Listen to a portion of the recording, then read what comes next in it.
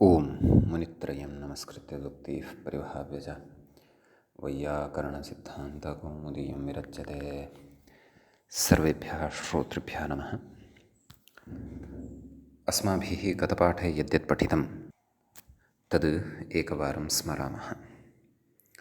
वयं तावत् वैयाकरणसिद्धान्तकौमुदी इत्याख्यस्य ग्रन्थस्य तत्र तद्धितप्रकरणस्य अपत्याधिकारप्रकरणे भवामः। अस्य अपत्याधिकारप्रकरणस्य नवविंशः पाठः अथवा 29 पाठः गतपाठः प्रवृत्तः। तस्मिन् पाठे अस्माभिः आदौ सूत्रं पठितं। तत्र अत्रिभृगुकुत्सवसिष्ठगोतमाङ्गिरोभ्यश्च इति एतेभ्यः शब्देभ्यः गोत्रप्रत्ययस्य लुक् भवति तत्कृते बहुत्वे न तु स्त्रियाम् इति तस्य अर्थः। अतः अत्रयः भृगवः कुत्साः वसिष्ठाः गौतमाः अङ्गिरसः इत्यादीनि उदाहरणानि अस्माभिः साधितानि। ततः परं सूत्रं पठितं बह्वच इयः प्राच्यभरतेषु इति। बह्वचः परः यः प्राच्यगोत्रे भरतगोत्रे च वर्तमानः तस्य लुक् स्यात् इति अर्थः पठितः। तत्र पन्नागाराः युधिष्ठिराः इति उदाहरणं क्रमशः साधितं।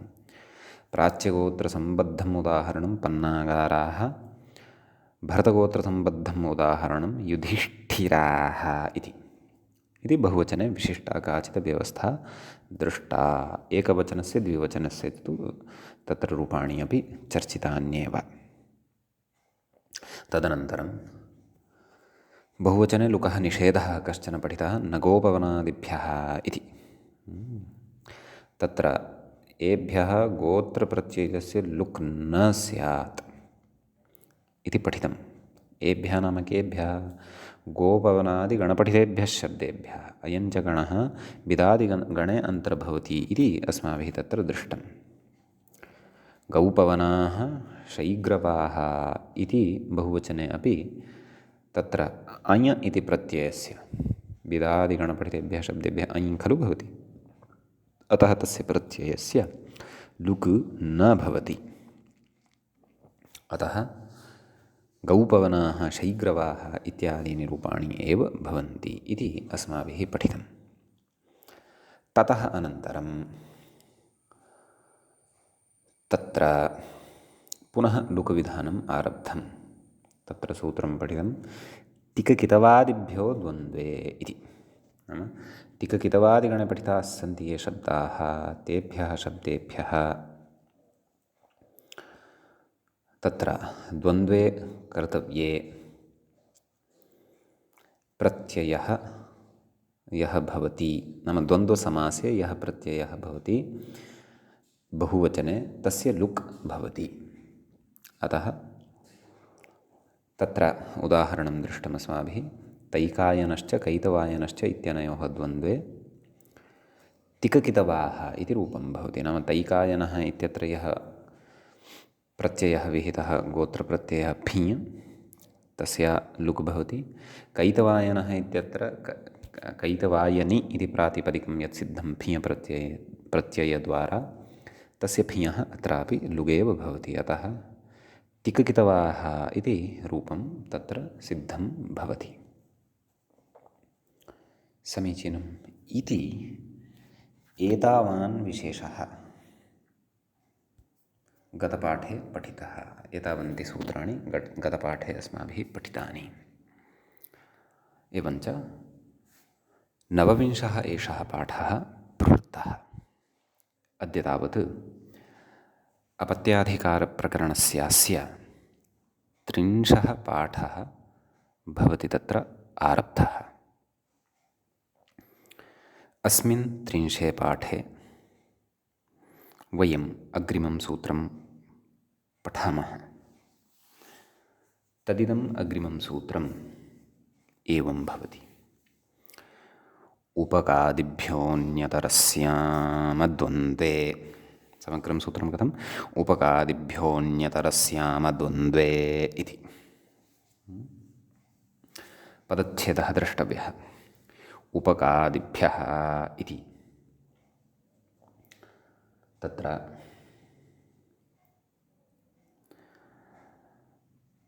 पञ्चमी विभक्तेः एकवचनं भवति अन्यतरस्याम् इति तत्र विभक्तिप्रतिरूपकम् अव्ययं भवति वा अथवा विभाषा इति कथनाय सप्तमी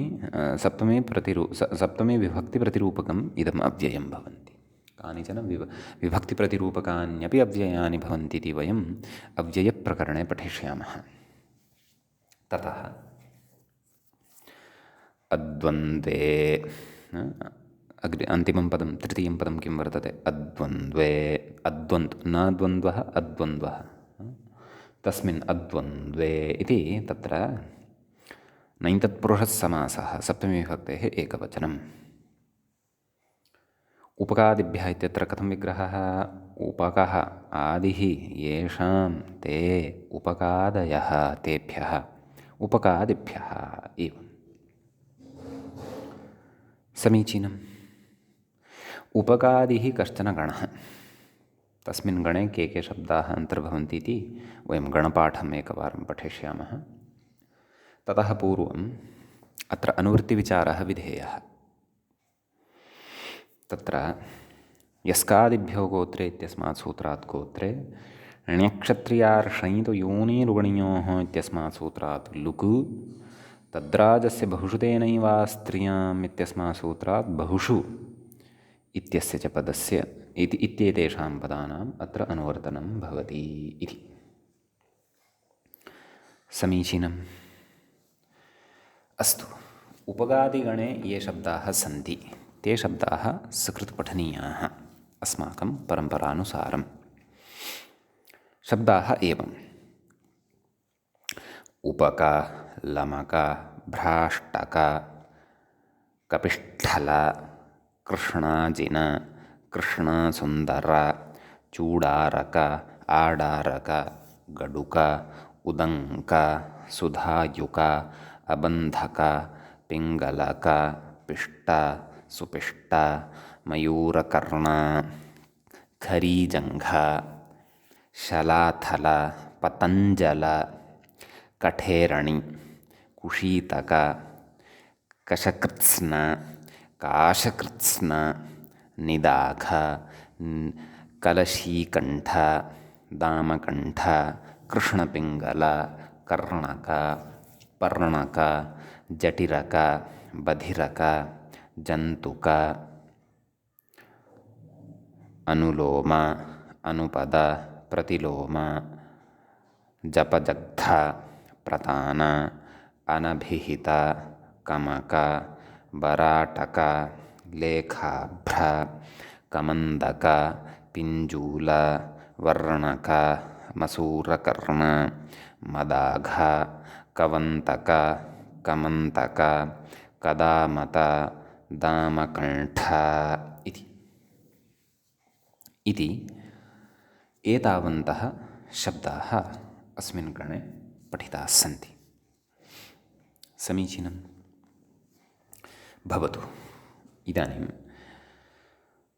किं कथयति व्याख्याता कश्च सूत्रार्थः इति विषयः द्रष्टव्यः कथयति उपकादिभ्यो अनन्तरं चकारम् अध्याहृत्याः इति नाम उपकादिभ्योऽन्यतरस्यामद्वन्द्वे इति खलु सूत्रं तर्हि तत्र चकारस्य अध्याहारं कृत्वा कथयति किं कथयति द्वन्द्वे चेति कुत्र कथयति द्वन्द्वे चेति इति चेत् सूत्रार्थं पश्यन्तु तत् सूत्रार्थे कथयति एभ्यः गोत्रप्रत्ययस्य बहुत्वे लुग्वा स्यात् नाम एभ्यः नाम केभ्यः उपकादिगणे पठिताः सन्ति ये शब्दाः तेभ्यः गोत्रप्रत्ययस्य नाम गोत्रार्थे विहितः यः प्रत्ययः तस्य प्रत्ययस्य एवं खलु प्रकृते च गोत्रत्वेन लौकिकमेव गोत्रं ग्राह्यम् इति सिद्धान्तः अस्माभिः पूर्वं प्रतिपादितः एव समीचीनम् एभ्यः गोत्रप्रत्ययस्य बहुत्वे लुग् वा स्यात् नाम बहुत्वे विवक्षिते लुक् वा नाम विकल्पेन लुग् भवति कदा द्वन्द्वे च अद्वन्द्वे च एवं खलु तत्र द्वन्द्वे अपि अद्वन्द्वे अपि द्वन्द्वे च अद्वन्द्वे च इति समीचीनम् एवं किल यतः तिककितवादिभ्यो द्वन्द्वे इत्यस्मात् सूत्रात् द्वन्द्वे इत्यस्यापि खलु अनुवर्तनं कृतं वर्तते तस्यापि अनुवृत्तिरत्र वर्तते एव अतः यदा उपगादिगणे पठितानां शब्दानां द्वन्द्वः विवक्षितः भवति अथवा द्वन्द्वः नापि विवक्षितः भवति नाम अद्वन्द्वावस्थायामपि बहुत्वे गोत्रसंज्ञकः यदि प्रत्ययः वर्तते अथवा गोत्रापत्यार्थे विहितः यः प्रत्ययः तस्य गोत्रप्रत्ययस्य लुक् भवति इति एवं खलु तर्हि तत्र उदाहरणानि अग्रे अस्माभिः द्रष्टव्यानि सन्ति किं कथयति व्याख्याता एवञ्च अस्वरितत्वादेव पूर्वसूत्रात् द्वन्द्वग्रहण अनुवृत्त्या एव सिद्धे अद्वन्द्वग्रहणं स्पष्टार्थम् एव इति एवं खलु किं कथयति अस्वरितत्वादेव पूर्वसूत्रात् द्वन्द्वग्रहण अनुवृत्त्या एव सिद्धे एवं किल पङ्क्तिम् अवधानेन अवगच्छन्तु नाम गतसूत्रे उपकादिभ्योऽन्यतरस्यां द्वन्द्वे इत्यतः पूर्वं यत् सूत्रं वर्तते किं तिककितवादिभ्यो द्वन्द्वे इति तत्र द्वन्द्वे इति पदमस्ति खलु तस्य अस्वरितत्वं वर्तते नाम स्वरितत्वं नास्ति अनुवर्तनं कस्य पदस्य भवति यस्मिन् पदे स्वरितः कश्चन भवति स्वरः स्वरितेनाधिकारः अनुवृत्तिः अपि एकप्रकारिका अधिकाररूपा एव भवति समीचीनम् अतः गतसूत्रे द्वन्द्वे इति पदं स्वरितत्वं न भजते अतः ततः एतत् सूत्रं प्रति द्वन्द्वे इति नानुवर्तते खलु तर्हि द्वन्द्वे इत्यस्य अत्र अनुवर्तनं नास्ति तर्हि स्वयमेव अद्वन्द्वावस्था उपकादिभ्योऽन्यतरस्याम् एतावता सूत्रेणैव स्फुटा भवति खलु द्वन्द्वस्य अनुवर्तनं नास्ति तर्हि तस्य अनुवर्तनाभावे यदि एतावदेव सूत्रं क्रियते कियत् उपकादिभ्योऽन्यतरस्यां तावदेव तर्हि तावता सूत्रेण एव अद्वन्द्वविषयः गृहीतः खलु भवति नाम अद्वन्द्वविषये इदमुच्यमानं वर्तते द्वन्द्वविषये तु गतसूत्रे नियमनं जातं वा न वा तर्हि तस्य अनुवृत्तेः अभावादेव अद्वन्द्वविषयः सिद्धः नाम उपगादिभ्योऽन्यतरस्याम् उपगादिगणे पठितेभ्यः शब्देभ्यः अन्यतरस्यां नाम विकल्पेन भविष्यति द्वन्द्वे वा द्वन्द्वे वा इति विषयः स्वतैव स्पष्टः खलु भवति यथा द्वन्द्वे इत्यस्य अनुवर्तनम् अत्र न भवति अतः किमर्थम् अस्मिन् सूत्रे अद्वन्द्वे इति पठनीयं व्यर्थं खलु तत् कथयति किम् एवञ्च अस्वरितत्वादेव पूर्वसूत्रात् द्वन्द्वग्रहण अनुवृत्त्या एव सिद्धे किमुक्तं द्वन्द्वग्रहणानुवृत्त्या एव सिद्धे नाम द्वन्द्वग्रहणस्य अनुवृत्त्या एव सिद्धे अद्वन्द्वग्रहणं स्पष्टतार्थम् अद्वन्द्वग्रहणं यद् अत्र उक्तं वर्तते तद् स्पष्टतार्थं वर्तते इति कथयति वस्तुतः स्वरितानाम् अनुवर्तनं भवति अतः प्रकृते एषा पङ्क्तिः किञ्चित् परिष्करणीया वा इति मम भाति एवञ्च अस्वरितत्वादेव पूर्वसूत्रात् द्वन्द्वग्रहण अननुवृत्त्या एव सिद्धे इति वक्तव्यं। यतः अनुवृत्तिः यदा द्वन्द्वे इत्यस्य न भविष्यति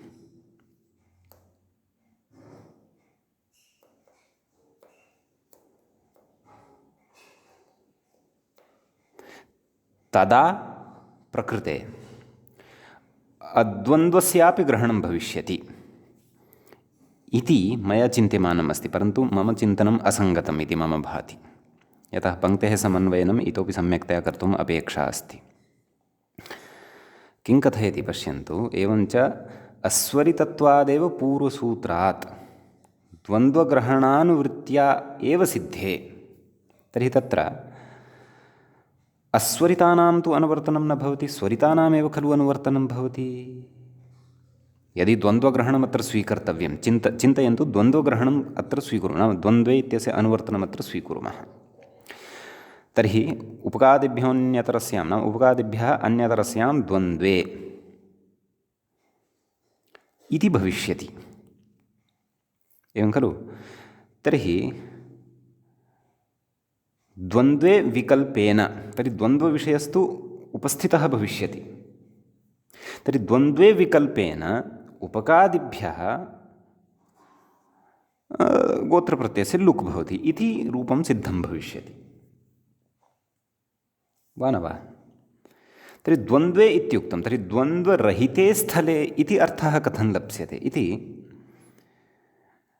पङ्क्त्याः किञ्चित् अस्याः समन्वयनं किञ्चित् अत्र वक्रतां भजते इति अहं चिन्तयामि। तथापि अत्र चिन्तनं कुर्मः अवश्यम्। अतः तिष्ठन्तु, अत्र एकवारम् अहं पाठभेदं पश्यन् अस्मि। मम सविधे प्रसिद्धस्य विदुषः तत्र गोपालदत्तपाण्डेवर्यस्य तत्र पाठः वर्तते, नाम सम्पादनम् एकं वर्तते। तस्मिन् सम्पादने अहम् अत्र पङ्क्तिं पश्यन्नस्मि। एतां पङ्क्तिं तत्रापि पठामि, अवधानं कुर्वन्तु। आदौ तत्र मोतिलाल् बनारसिदास् इत्यत्र यः पाठः वर्तते प्रकाशने, तत्रत्यः पाठः एवञ्च अस्वरितत्वादेव पूर्वसूत्रात् द्वन्द्वग्रहणानुवृत्त्या, अत्रैव समस्या अस्ति वस्तुतः। अत्र पाठः सङ्गतः न इति मम भाति।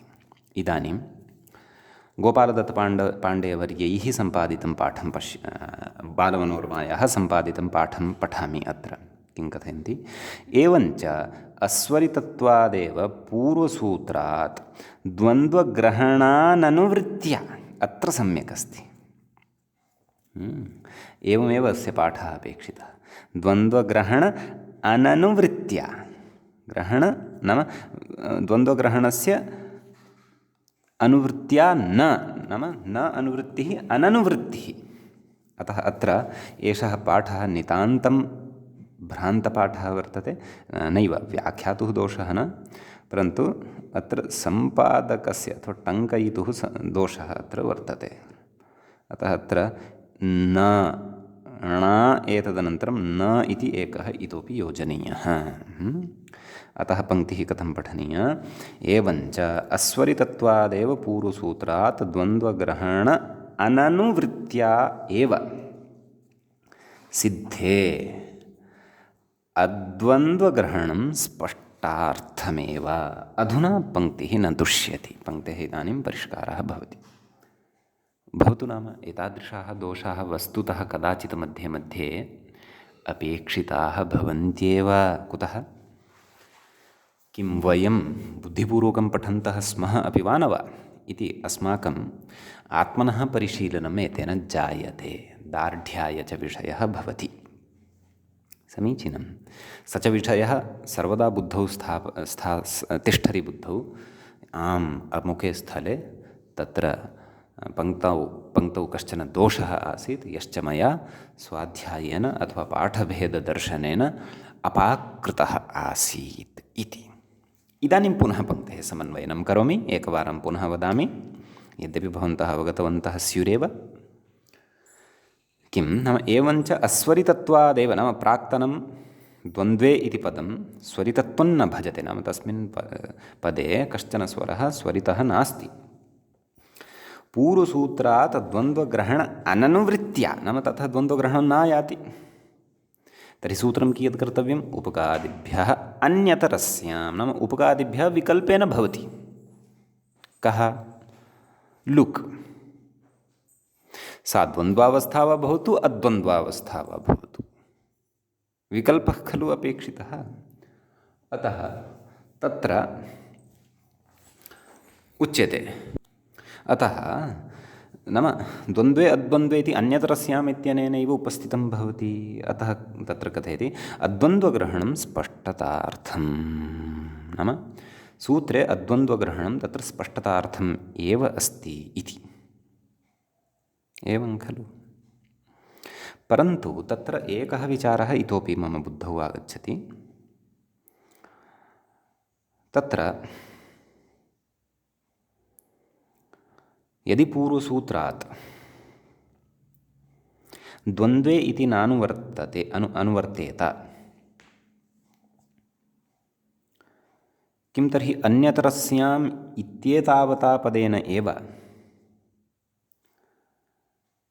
द्वन्द्वावस्था अद्वन्द्वावस्था च गृहीता भविष्यति अयं विचारः चिन्तनस्य अस्ति वा न वा अन्यतरस्यां विकल्पेन भवति इति तर्हि द्वन्द्वे एव कः विशेषः सर्वत्रापि विकल्पेन खलु भविष्यति वा न वा सर्वत्रापि विकल्पेन एव भविष्यति द्वन्द्वरहित तत्पुरुषेपि भविष्यति तत्पुरुषे अतत्पुरुषेपि भविष्यति खलु तर्हि द्वन्द्वे इत्यस्य सम्बन्धः अत्र स्थापितः न स्यात् अथवा उपस्थितः न स्यात् एवं खलु इति काचित् जिज्ञासा जायते अस्तु गच्छता कालेन अस्याः जिज्ञासायाः परिहारः कदाचित् स्यात् एवमपि भवितुम् अर्हति यत् उपकादिगणे केचन शब्दाः द्वन्द्वसमासस्थाः पठिताः वर्तन्ते ये न सन्ति ते द्वन्द्वभिन्नाः असमस्ताः शब्दाः पठिताः स्युः एवमपि भवितुम् अर्हति सर्वम् उदाहरणं सर्वं प्रसङ्गं ज्ञात्वा सर्वान्ते वयं निर्णयं कर्तुं शक्ष्यामः तत्त्वबोधिनीं किञ्चित् पश्यामः किं कथयति यद्यपि तत्त्वबोधिनीम् आदाय अस्माकं पाठः न प्रवर्तते परन्तु एतादृशजिज्ञासासु क्वचित् वयं द्रक्ष्यामः पश्यामः किं कथयति अद्वन्द्वग्रहणं द्वन्द्वे इत्येतन्नाधिक्रियते इति स्फुटीकरणार्थम् अयं तु आशयः अस्माभिः बालमनोरमायामपि पठितः कथयति उपकादिनां मध्ये त्रयः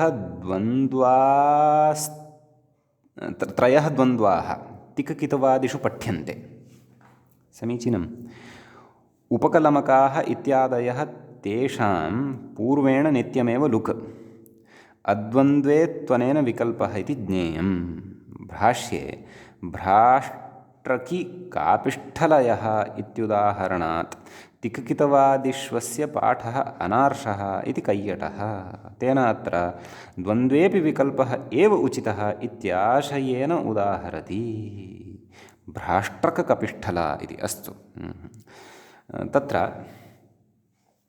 वस्तुतः सिद्धान्तः तु अयमेव प्रतिपादितः वर्तते यद् अद्वन्द्वे इति ग्रहणं स्पष्टतार्थं वर्तते गतसूत्रात् द्वन्द्वे इत्यस्य अनुवर्तनं नायात् चेदपि उपकादिभ्योऽन्यतरस्याम् एतावता एव नाम तस्य द्वन्द्वे इत्यस्य अनुवर्तनं नागच्छति अपि च अद्वन्द्वे प्रकृतसूत्रे अद्वन्द्वे इत्यस्य पदस्य अग्रहणे सत्यपि तत्र अपेक्षिताः प्रयोगाः सिद्ध्यन्ति इति तर्हि अत्र प्रायः इदमेव समाधानत्वेन वक्तव्यं यत् उपकादिगणे तावत् केचन शब्दाः द्वन्द्वघटिताः केचन च शब्दाः असमस्ताः वर्तन्ते इति कृत्वा उपकादिभ्योऽन्यतरस्याम् इत्यनेन एतावता सूत्रेण एव सिद्धिर्भवति अन्यथा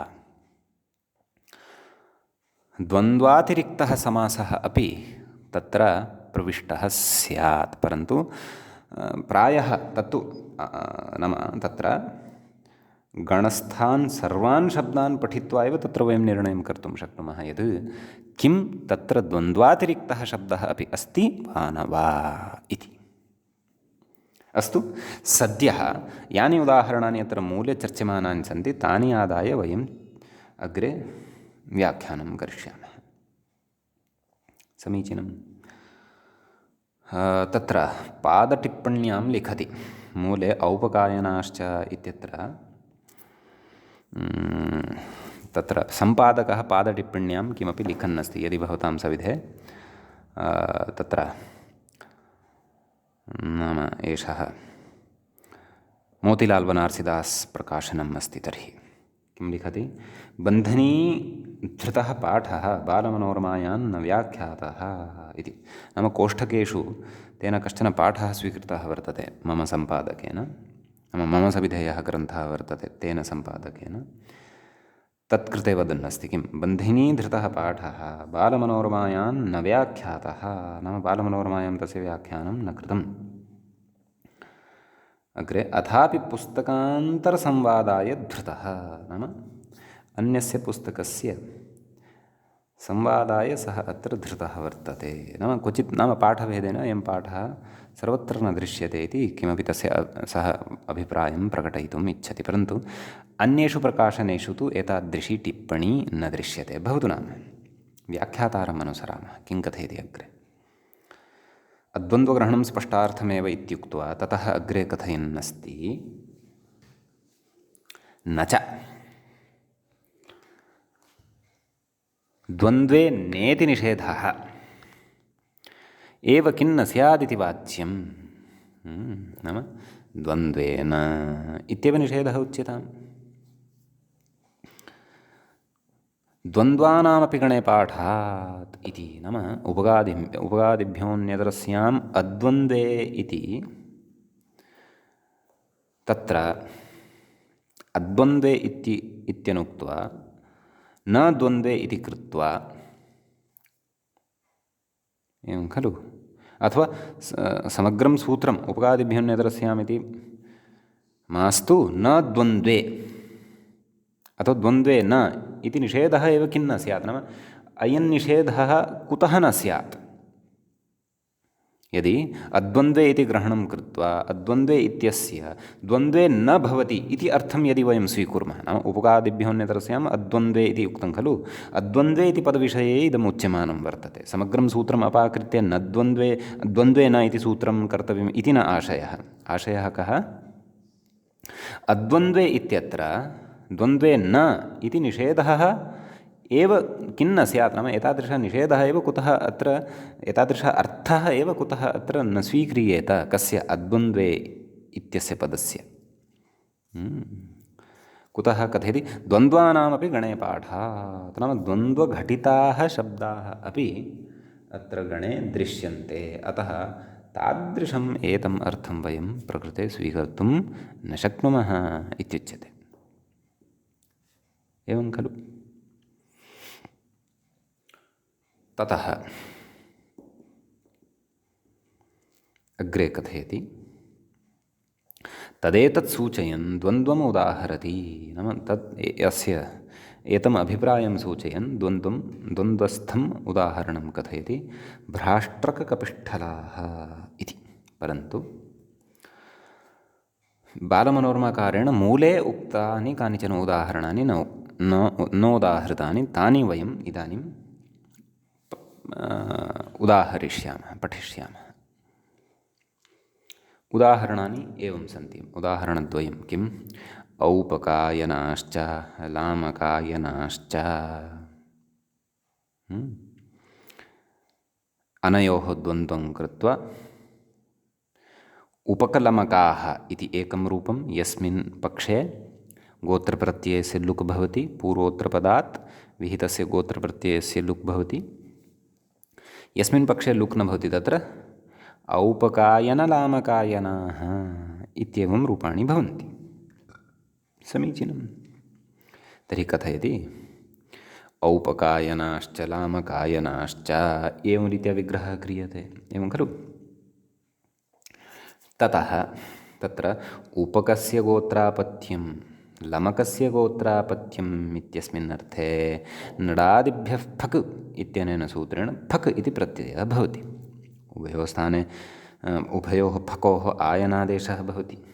अतः उपक आयन लमक आयन आदिवृद्धिः औपकायन लामकायन इति सिद्ध्यति। एवं किल?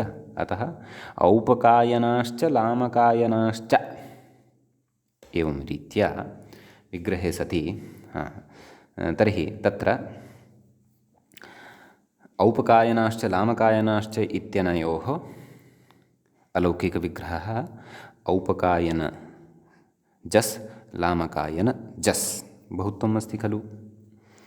अतः अत्र चार्थे द्वन्द्वः इत्यनेन समासः प्रातिपदिकसंज्ञा सुबुलुक् तदनन्तरम् उपगादिभ्योऽन्यतरस्यामद्वन्द्वे इत्यनेन प्रकृते पूर्वस्मिन् पदे उत्तरे च विद्यमाने पदे उत्तरतः च विद्यमाने पदे यः तत्र प्रत्ययः वर्तते गोत्रापत्यार्थः गोत्रप्रत्ययः फक् तस्य फकः लुक् भवति। आयनरूपेण अस्ति खलु तत्र फक् तस्य लुक् भवति। समीचीनं। सः प्रत्ययः एव यदि गतः तर्हि आदिवृद्ध्यादिकमपि न तिष्ठति। निमित्तापाये नैमित्तिकस्याप्यपायः इति न्यायेन। समीचीनम्। अतः किमवशिष्यते?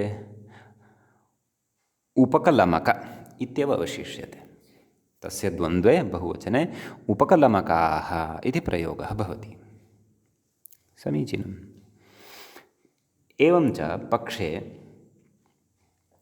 यस्मिन् पक्षे अस्य प्रत्ययस्य लुक् न भवति, विकल्पेन खलु अयं लुक् बहुत्वे, तत्र रूपद्वयं। कथं? तत्र द्वितीयं रूपं भविष्यति औपकायनश्च लामकायनश्च औपकायनलामकायनाः एवं। समीचीनं। तत्र गोत्रप्रत्ययार्थे फक् भवति इत्यपि मूले उक्तमेव पश्यन्तः सन्ति भवन्तः। नडादिभ्यः फक् इति तस्य लुक् नाम एतेन सूत्रेण फक् प्रत्ययः भवति, तस्य लुक् भवति। केन? उपकादिभ्योऽन्यतरस्यामद्वन्द्वे इत्यनेन। समीचीनम्। ततः अग्रिमम् उदाहरणम् उदाहरति व्याख्याता। तत्र भवन्तः उपरि पश्यन्ति यदि उपकलमक अनयोः द्वन्द्वः कृतः तदा उपकलमकाः औपकायनलामकायनाः नाम गणपाठे यदि भवन्तः शब्देषु यदि दृष्टिं कुर्वन्ति तर्हि तत्र च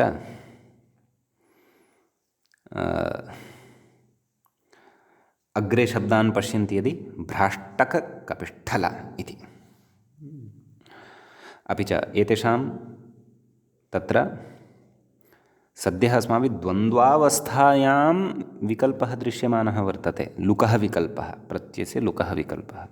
अद्वन्द्वावस्थायामपि लुकः विकल्पः अग्रे द्रक्ष्यते, तदपि बुद्धौ स्थापनीयम्। इदानीम् अत्र गणे पठितानां शब्दानां द्वन्द्वावस्थायां विकल्पव्यवस्था दृश्यमाना वर्तते। तत्र उपकशब्दम् इति प्रथमः शब्दः यः गणे पठितः, अपि च लमकशब्दः यः द्वितीयस्थाने गणे दृश्यते सः शब्दः पठितः, तयोः द्वयोः तत्र द्वन्द्वे गम्यमाने गोत्रापत्यार्थकस्य विकल्पेन लुकं विधाय अस्माभिः तत्र उपकलमकाः औपकायनलामकायनाः इति उदाहरणद्वयं साधितं। समीचीनम्। इदानीम् एकम् उदाहरणम् इतोपि कथयति व्याख्याता। तदेतत् सूचयन् द्वन्द्वम् उदाहरति। एकं द्वन्द्वं तु वयं पठितवन्तः। सः द्वन्द्वः व्याख्यात्रा न व्याख्यातः वर्तते। अपरं द्वन्द्वं पश्यामः। तृतीयः शब्दः गणपाठे कः अस्ति? भ्राष्टक इति। चतुर्थः कपिष्ठल इति। किं भ्राष्टककपिष्ठला इति मूले पश्यन्तु। मूले विकल्पेन उदाहरणद्वयम् उक्तं। किं? भ्राष्टककपिष्ठलाः इति एकं, भ्राष्टकी भ्राष्टकी कापिष्ठलयः इति। कथयति व्याख्याता। इञो वा लुक् नाम अत्र अदन्तात् इञ प्राप्तः तस्य लुक् भवति। एवं खलु? तर्हि भ्राष्ट्रकस्य गोत्रापत्यं भ्राष्ट्रकिः, बहुवचने भ्राष्ट्रकयः। एवं खलु? कपिष्ठलस्य गोत्रापत्यं कापिष्ठलयः, एकवचने कापिष्ठलिः, बहुवचने कापिष्ठलयः। अतः भ्राष्टकयः च कापिष्ठलयश्च। एवं खलु? अनयोः द्वन्द्वे कर्तव्ये बहुवचने। गोत्रापत्यार्थे यः विहितः प्रत्ययः तस्य लुक् विकल्पेन भवति। अतः यत्र लुक् भवति तत्र भ्राष्टक इत्येव मूलशब्दः अवशिष्यते पूर्वपदस्य। उत्तरपदस्य च कपिष्ठल इत्येव शब्दः मूलशब्दः अवशिष्यते। यतः इञ प्रत्ययः एव यदि नास्ति तर्हि तन्निमित्तीकृत्य अन्याः व्यवस्थाः आदिवृद्ध्यादयः व्यवस्थाः अपि न भवन्ति। भ्राष्टक इत्यत्र तु आदावेव वृद्धिवर्णः वर्तते। अतः पर्जन्यवल्लक्षणप्रवृत्त्या या वृद्धिः अत्र पूर्वं जाता भवति तस्याः एव अत्र निवृत्तिः भवति। कपिष्ठल इत्यत्र तु वृद्धिवर्णः आद्यः नास्ति। अतः तस्य तत्र विद्यमानायाः वृद्धेस्तु स्फुटतया एव तत्र दर्शनं भवति, कर्तुं शक्यते। समीचीनम्। पक्षे यत्र लुक् न भवति तत्र अयम् इञ तथैव तिष्ठति। तत्र प्रातिपदिकं किं भवति? इञ सहितं प्रातिपदिकं भवति। किं? भ्राष्टकी इति। कथं विग्रहः? भ्राष्टकयश्च कापिष्ठलयश्च। लौकिकविग्रहः। अलौकिकविग्रहः कथं? भ्राष्ट्रकी जस्, कापिष्ठली जस्। समासः प्रातिपदिकसंज्ञा सुब्लुकु।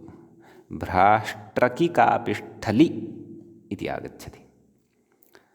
अस्मिन् पक्षे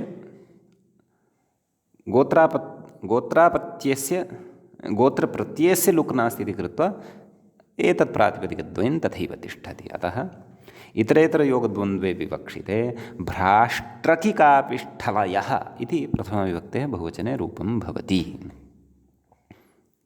समीचीनम्।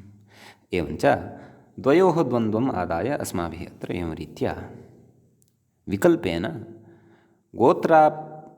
गोत्रप्रत्ययस्य लुकः व्यवस्था दृष्टा। एवमेव अन्येषु शब्देषु अपि मिथः द्वन्द्वं कृत्वा अत्र एवं रीत्या अस्माभिः तत्र सङ्गतिः कर्तुं शक्या। समीचीनम्। तत्र द्वन्द्वघटितशब्दः यतः कृष्णासुन्दर इति, कृष्णश्च असुन्दरश्च, परन्तु कर्मधारे वा द्वन्द्वः वा इति द्रष्टव्यम्। अग्रे एकः शब्दः गणपाठे दृश्यते खलु। नाम व्याख्यात्रा यदुक्तं किं द्वन्द्वानामपि गणे पाठात् इत्युच्यते। तर्हि तत्र कृष्णपिङ्गल इति शब्दः एकः दृश्यते, सः द्वन्द्वः भवितुम् अर्हति। अपि च मसूरकर्ण इत्यपि भवितुम् अर्हति। समासभेदेन कदाचित् अन्या अपि तत्र विवक्षा भवितुम् अर्हति। कृष्णासुन्दर इत्यपि शब्दः द्वन्द्वघटितः भवितुम् अर्हति। अतः द्वन्द्वस्थाः अपि केचन शब्दाः अत्र पठिताः वर्तन्ते। उपगादिगणे एव पठितानां शब्दानामपि मितः तत्र द्वन्द्वत्वेन व्यवहारः भवति। तस्मिन् पक्षे च विकल्पेन बहुत्वे विवक्षिते गोत्रप्रत्ययस्य लुक्, अद्वन्द्वावस्थायामपि लुक् भवति। तस्य उदाहरणानि इदानीम् अग्रे उच्यन्ते। तत्र एकैकः शब्दः गृहीष्यते। अद्वन्द्वावस्थायामपि विकल्पेन लुक्। समीचीनम्। उक्तं खलु द्वन्द्वे चाद्वन्द्वे च इति। समीचीनम्। व्याख्यातृभिः यद्यपि बहवः सिद्धान्ताः मूलसूत्रार्थस्य अथवा सूत्रस्य पोषणाय एव निर्दिष्टाः भवन्ति, अङ्गीकुर्मः। तथापि कदाचित् स्वाध्यायवेलायां विषयः भ्रमाय जायमानः अस्ति इति यदि पश्यन्ति तर्हि मूलसूत्रार्थे एव बुद्धिं कुर्वन्तु। शक्यते यदि, सामर्थ्यं यदि अस्ति तर्हि अवश्यं व्याख्याभिः सह अपि युद्धं कुर्वन्तु। कीदृशं युद्धम्? अवगमनयुद्धं, विषयस्य अवगमनस्य च मिथः युद्धम्। अवगमनस्य विषये विजयः भवतु, तथा प्रयासः कर्तव्यः भवतु नाम। अस्तु, तर्हि किं कथयति? अद्वन्द्वे उदाहरति, नाम अद्वन्द्वावस्थायाम् इदानीम् अग्रे उदाहरणं दीयते। लमकाः लामकायनाः इति मूले न दृश्यते। मूले किं दृश्यते? मूले तु उपकाः औपकायनाः इति दृश्यते। कथयति फुट्नोट् पादटिप्पणीं दत्वा कथयति व्याख्याता, नायं मूलपाठः बालमनोरमासम्मतः। अन्यत्र पाठभेदं पश्यामि चेत् अन्यत्र अपि लमकाः लामकायनाः इति नास्ति, साक्षात् उपकाः औपकायनाः इति अस्ति। एवं खलु? अस्ति अस्ति अस्ति, सत्यं सत्यं। नाम अन्यत्र उपकाः औपकायनाः इति आदौ अस्ति, लमकाः लामकायनाः इति अनन्तरम् अस्ति। अत्र किम् अस्ति? अत्र उपकाः औपकायनाः आदौ अस्ति, लमकाः लामकायनाः इति अनन्तरम् अस्ति। एवं खलु? वस्तुतः गणपाठानुरोधेन तु उपकाः औपकायनाः इत्येव आदौ स्यात्, यथा अत्र वर्तते मोतिलाल् बनारसीदास प्रकाशने यथा वर्तते। यतः गणपाठे उपकशब्दः आदौ पठितः, लमकशब्दः तस्मात् अनन्तरं पठितः। अतः पाठः एवं दृश्यते। अन्यत्र लमकाः तत्र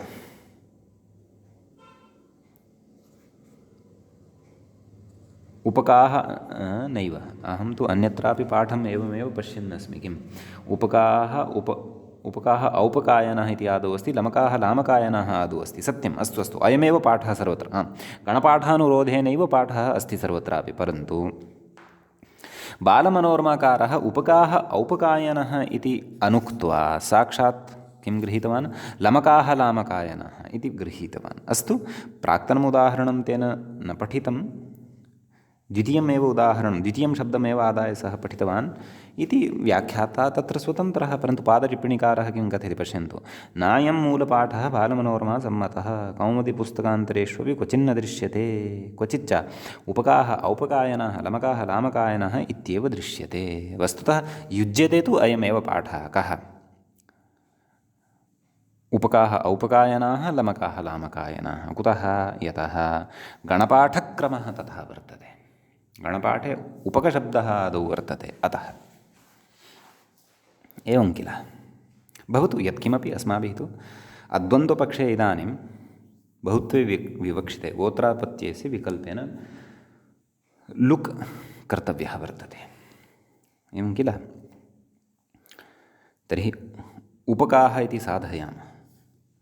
कथं तत्र प्रयोगः इति चेत् तदेव उपकशब्दात् फक् प्रत्ययः भवति, नडादिभ्यः फक् इति। तस्य बहुत्वे विवक्षिते उपकादिभ्योऽन्यतरस्यां द्वन्द्वे इत्यनेन लोपः। अतः फकः अभावे सति आदिवृद्ध्यादिकमपि न भवति, उपकाः इति रूपं सिद्ध्यति। पक्षे औपकायनाः इति रूपं भवति। तत्र उपकायन इति प्रयोगः भवति।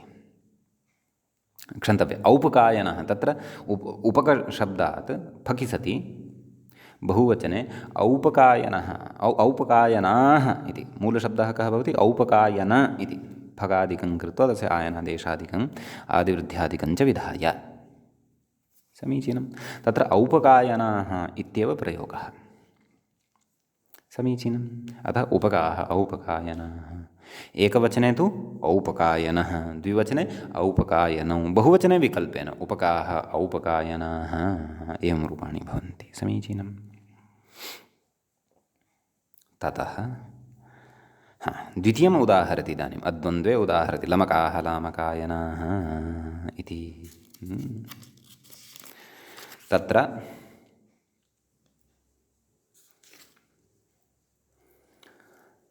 लमकाः लामकायनः इत्यत्र फक् प्रत्ययः, परन्तु किमपि कथयति एषः, किं कथयति? अश्वादिभयो लुगुविकल्पः। अश्वादिभयः लुग्विकल्पः इत्युच्यते। तर्हि किम् अश्वादिभ्यश्च इति वा सूत्रम्? आं सूत्रं तु वर्तते अश्वादिभ्यः फैन् इति, परन्तु किमयं शब्दः तत्र अश्वादिगणे वर्तते वा इति यदा वयम् अश्वादिगणं पठिष्यामः तत्रैव ज्ञास्यते। सद्यः तु अश्व अश्मन् शङ्खविदपुट रोहिण खर्जूर खर्जूल पिञ्जूर भडिल भण्डिल भटित भण्डित भण्डिक प्रहृत रामोद क्षत्रग्रीव आकाश गोलाङ्क्य अर्कस्वनध्वनपादचक्र कुत्र पवित्र गोमिन् श्याम धूम धूम्र वाग्मिन् विश्वानर कुटवेश शप आत्रेये नत्त तड तड नड ग्रीष्म अर्ह विषम्य विशाला गिरि चपल चूनम दासक वैल्य धर्म आनडुह्य पुंसि जात अर्जुन शूद्रक सुमनस दुर्मनस क्षांत प्राच्यकित काण चुंप शविष्ठा वीक्षप विंदा आत्रेय भारद्वाजे कुत्स आतव कितव शिवखदिर भारद्वाज आत्रेये। तत्र लमकशब्दः मया तु न दृश्यते, तथापि गणपाठभेदेन लमकशब्दः तत्र स्यादपि। व्याख्यातुः मतानुसारं सद्यः लमकशब्दः तत्र अश्वादिगणे अपि पठितः वर्तते। अतः अश्वादिभ्यः फञ् इत्यनेन सह किं कथयन् अस्ति, अश्वादिफञः लुगुविकल्पः, नाम अश्वादिगणपठितेभ्यः शब्देभ्यः तत्र फक् न फञ् भवति इति व्याख्याता कथयति। भवतु तर्हि किं तत्र अनुबन्धस्य एव भेदः। फकि ककारः अनुबन्धः, फञ् तु ञकारः अनुबन्धः। अन्यत्तु सर्वं यथावत् प्रवर्तते। इञित्करणेन च स्वरे तत्र कश्चन विशेषः भवति, तावदेव। एवं किल। अतः तत्र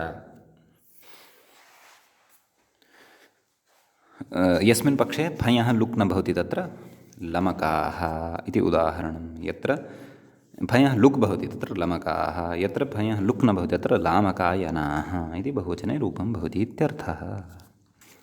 अग्रे कथयति औपकायनाः इत्याद्यप्युदाहार्यं, नाम इत्यादीनि अपि उदाहर्तव्यानि इति। वस्तुतः एतया पङ्क्त्या ज्ञायते यत् बालमनोरमाकारस्य यः पाठः अस्ति तस्मिन् पाठे मूले आदौ लमकाः लामकायनाः इत्येव अस्ति, पश्चात् उपकाः औपकायनाः इत्यपि अस्ति। अतः एव अनन्तरं कथयति, किं कथयति पश्यन्तु, उपकाः औपकायनाः उदाहार्यं, नाम एतद्वयमपि अत्र उदाहरणत्वेन ग्राह्यम्, उदाहरणत्वेन स्वीकर्तव्यम् इति कथयति। समीचीनं। परन्तु पाठः तु अयमेव युज्यते सर्वत्र च, अयमेव दृश्यते आधिक्येन। कः पाठः? उपका औपकायनः, लमकाः लामकायनाः। एवं कुतः तत्र युक्तिरपि अस्ति। कुतः?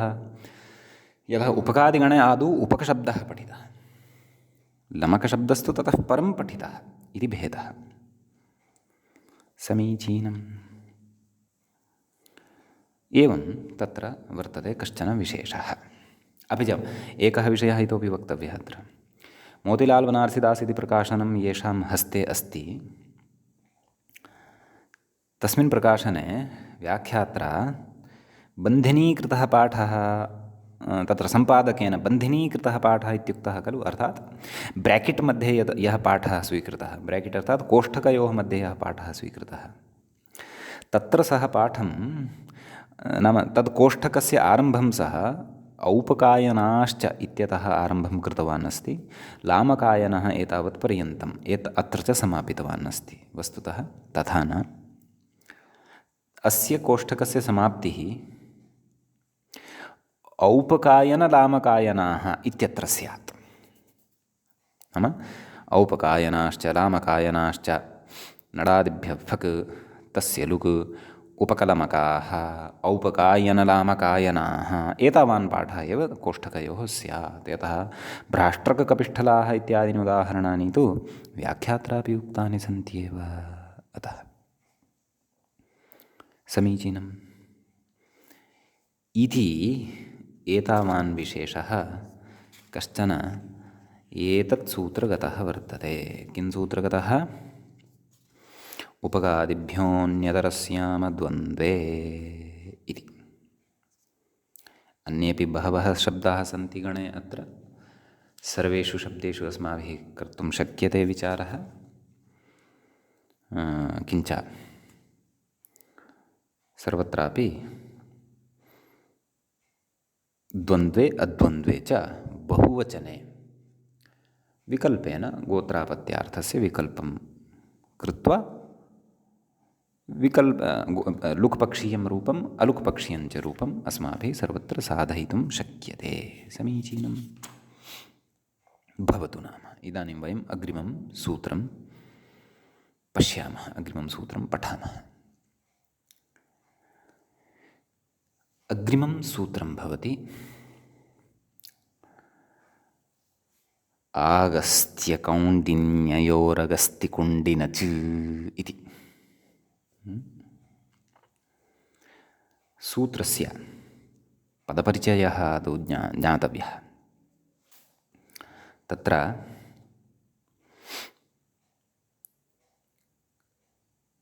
आगस्त्यकौण्डिन्ययोः इति एकं पदं वर्तते। षष्ठीविभक्तेः द्विवचनान्तं पदं तद् भवति। समीचीनं। ततः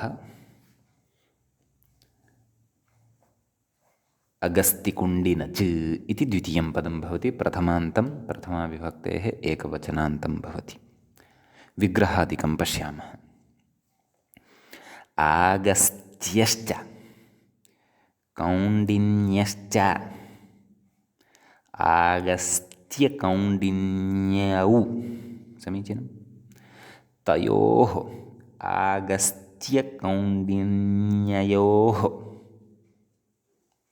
सम्यक्। इतरेतरयोगद्वन्द्वः वर्तते। अतः अत्र षष्ठीविभक्तेः द्विवचनं ज्ञातव्यम्। स्थानषष्ठी वा अथवा सम्बन्धषष्ठी वा तद् अचिरेण विषयः स्पष्टतां यास्यति, सः विषयः। इदानीं द्वितीयं पदं किं दृष्टम्? अगस्तिकुण्डिनच्। तस्य पदच्छेदः कथम्? अगस्तिश्च, क्षन्तव्यः, अगस्तिश्च कुण्डिनश्च तयोः समाहारः अगस्तिकुण्डिनच् इति। समीचीनम्। अत्र समाहारद्वन्द्वः वर्तते। अतः नपुंसकलिङ्गम् एकवचनं च बोध्यम् अगस्तिकुण्डिनच् इत्यत्र। इति तु पदविभागः। तस्य विग्रहादिकं कृत्वा पदपरिचयः अस्माभिः ज्ञातः। समीचीनम्। इदानीम् अत्र किं किम् अनुवर्तते तत् पश्यामः। यतः सूत्रार्थः अवगन्तव्यः अस्ति। यस्कादिभ्यो गोत्रे ततः गोत्रे इत्यनुवर्तते। णिक्षत्रियार्षञितो यूनिरुगणियोः इत्यतः लुक् इत्यनुवर्तते। समीचीनं। ततः तद्राजस्य बहुषु तेनैव स्त्रियाम् इत्यतः बहुषु इति च अनुवर्तते। व्याख्यातारम् अनुसरामः। किं कथयति? अगस्त्यः कुण्डिन। साक्षात् उदाहरणं प्रविशति सः तु। वयं तावत् मूले सूत्रार्थं द्रक्ष्यामः। पश्यन्तु किमुक्तम्? एतयोः अवयवस्य, अवयवषष्ठी एव अस्ति, न तु स्थानषष्ठी इति स्पष्टता जाता सूत्रार्थं दृष्ट्वैव। इतोपि अधिका स्पष्टता उदाहरणसिद्धेः परं भविष्यति। किं कथयति? एतयोः अवयवस्य गोत्रप्रत्ययस्य अणः यञश्च बहुषु लुक् स्यात् इति। आगस्त्य इत्यत्र अणप्रत्ययः भवति। आगस्त्यशब्दस्य अवयवभूतः प्रत्ययः कः? अण्। स च कीदृशः? गोत्रप्रत्ययः। अग्रे कथयति यञश्च। नाम यञः अपि यञ् कस्मात् भवति? कौण्डिन्य इत्यस्मात्। कौण्डिन्य इत्यस्य अवयवभूतः यञ् इति प्रत्ययः। कुण्डिन इति शब्दात् तत्र यञ् भवति। आगस्त्य इत्यत्र तु अञ् इति अगस्तशब्दात् भवति। तद्वयम् अग्रे द्रक्ष्यामः। एवं किल? नाम कथं तत्र अगस्तशब्दात् अञ् अपि च अगस्त अपि च कुण्डिनशब्दात् यञ् केन सूत्रेण भवति, कथं भवति इति उदाहरणसमये ज्ञास्यते। बहुषु नाम बहुत्वे विवक्षिते लुक् भवति, नाम तस्य लोपः भवति, न तिष्ठति इति एकं कार्यं। द्वितीयं कार्यं किम्? तत्र उक्तम् अगस्तिकुण्डिनच् इत्यपि उक्तं। नाम अवशिष्टस्य प्रकृतिभागस्य, नाम आगस्त्य कौण्डिन्य इत्यत्र यौ प्रत्ययौ कृतौ स्तः। नाम आगस्त्य इत्यत्र यः प्रत्ययः, कौण्डिन्य इत्यत्र च यः प्रत्ययः कृतः वर्तते, तस्य प्रत्ययस्य लोपानन्तरं या प्रकृतिः अवशिष्यते अथवा यः प्रकृतिभागः अवशिष्यते, यत् प्रातिपदिकम् अवशिष्यते, तस्य प्रातिपदिकस्य स्थाने यथासङ्ख्यम् अगस्ति कुण्डिनच् इति एतौ आदेशौ स्तः। तत्र अगस्त इति शब्दः यदि अवशिष्टः भवति, तस्य स्थाने अगस्ति इति आदेशः भवति। कुण्डिन इति शब्दः यदि अवशिष्टः भवति, प्रकृतिरूपः, नैव कौण्डिन्य इति प्रायः प्रकृतिरूपः भवति, तद् ज्ञास्यते अग्रे उदाहरणसिद्धिसमये। तस्य स्थाने कुण्डिनच् इति आदेशः भवति। समीचीनम् इति सूत्रार्थः। उदाहरणं साधनीं, परन्तु कदा? बहुत्वे विवक्षिते इत्यपि समर्थव्यं। बहुषु लुक् स्यात् इति, न तु एकवचने न च बहुवचने इति। एकवचने तु आगस्त्यः इत्येव रूपं, द्विवचने आगस्त्यौ, बहुवचने अगस्तयः इति रूपम्। एवमेव कौण्डिन्य इत्यत्रापि एकवचने कौण्डिन्यः इत्येव, द्विवचने कौण्डिन्यौ, बहुवचने कुण्डिनाः इति प्रयोगः भवति इत्यर्थः। समीचीनं। तर्हि तत्र एकम् उदाहरणं साधयामः। प्रथमं व्याख्याता किं कथयति? अगस्तयः कुण्डिनाः कथयति। अगस्त्यशब्दात् ऋष्यणो लुकु प्रकृतेः अगस्त्यादेशः, अर्थात् तत्र अगस्त्यस्य गोत्रापत्यानि बहुषु अर्थेषु खलु क्रियते इत्यस्मिन् अर्थे ऋष्यन्धकवृष्णिकुरुभ्यश्च इत्यनेन अणप्रत्ययः भवति। एवं खलु? अत्र मूलशब्दः कः? अगस्त्य इति, अगस्त इति न, अगस्त्य इति मूलशब्दः वर्तते। समीचीनम्। अतः अगस्त्य इति अकारान्तात् शब्दात् अण इति प्रत्ययः भवति। समीचीनम्। तत्र प्रातिसंज्ञा सुब्लुक् इत्यादिकं कृत्वा आगस्त्य आदिवृद्धिः, अगस्त्य आदिवृद्धिः, आगस्त्य अलोपः, आगस्त्य आगस्त्य इति जायते। ततः आगस्त्यकौण्डिन्ययोरगस्तिकुण्डिनच् इत्यनेन सूत्रेण बहुत्वे विवक्षिते अणः लुक्। अणः यदि लुप्तः तर्हि प्रकृतिभागः कियान् अवशिष्टः? अगस्त्य इति खलु अवशिष्टः। यतः अणः तु लुक् जातः, निमित्तापाय नैमित्तिकस्याप्यपायः। तस्य च स्थाने अगस्ति इति आदेशः भवति, बहुत्वे विवक्षिते। अतः अगस्ति इति शब्दात् तत्र बहुवचने जस् प्रत्यये सति हरिवत् रूपाणि, अतः अगस्तयः इति रूपं तत्र सिद्ध्यति। अतः तत्र अगस्तयः नाम तर्हि एकवचने आगस्त्यः, द्विवचने आगस्त्यौ, बहुवचने अगस्तयः, एवं रीत्या रूपाणि भवन्ति समीचीनम् इति एकम् उदाहरणम्। अग्रिमं यद् उदाहरणं वर्तते तद् उदाहरणं वयम् अग्रिमे पाठे साधयिष्यामः। अद्य तावत् एतावदेव अस्य पाठस्य उपसंहरणम् अत्रैव करिष्यते। कुण्डिनाः इति उदाहरणं श्वः साधयिष्यते। अत्रैव मङ्गलं भवति। मुनित्रयं नमस्कृत्य उक्तिः परिभाव्य च वैयाकरणसिद्धान्तकौमुदीयं विरच्यते। एवञ्च तद्धितप्रकरणे अपत्याधिकारप्रकरणस्यास्य तत्र 30 पाठः समाप्तिं गतः। नमः सर्वेभ्यः श्रोतृभ्यः।